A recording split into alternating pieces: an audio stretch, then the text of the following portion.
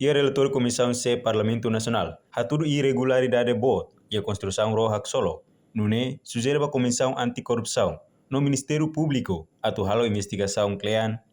Informação ne hato usi Presidente Comissão C, Parlamento Nacional, nebe trata assunto finanças públicas. Deputada Cedelígia Faria dos Santos, ba jornalista Sira, liga a Comissão C, ne fiscalização, ba construção roja solo, e a Portugal, Fulan Júlio Liuba, durante a Comissão C, halo fiscalização, ba construção roja refere, e a Portugal, identifica, moço irregularidade barak, também acompanha Atlantic Eagle, nebe halo construção baror ne, Simo osan lato % atusida usi governo Timor-Leste, nune companhia refere, exige governo atu alocatan orçamento $1,8 onde finaliza a construção roja solo. Turma acompanha a declaração completo, Presidente Comissão C Parlamento Nacional, Deputada Cedelígia Faria dos Santos. Makanhalo aprovação para a minha visita para Portugal, visita para Itania Fating construção para roja solo. Usi a minha visita né, primeiro a minha roja solo nian, primeiro a minha halo reunião ho liderança sirahena ba, e a civil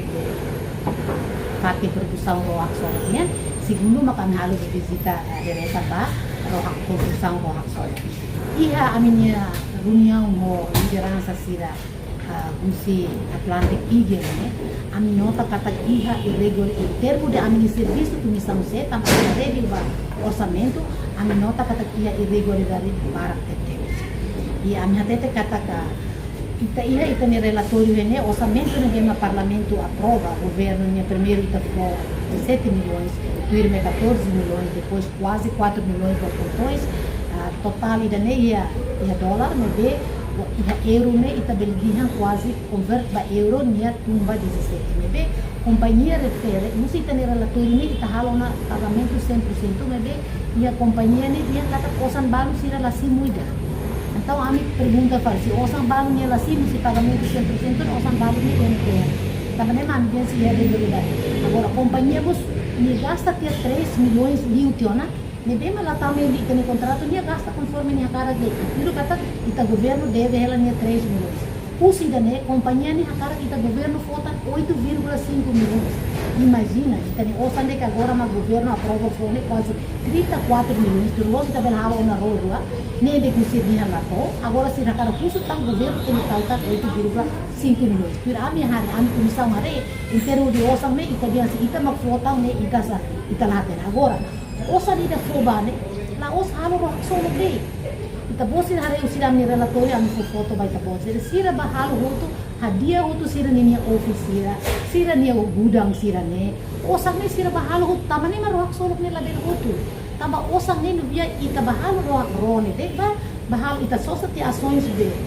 ita dia kat ações usi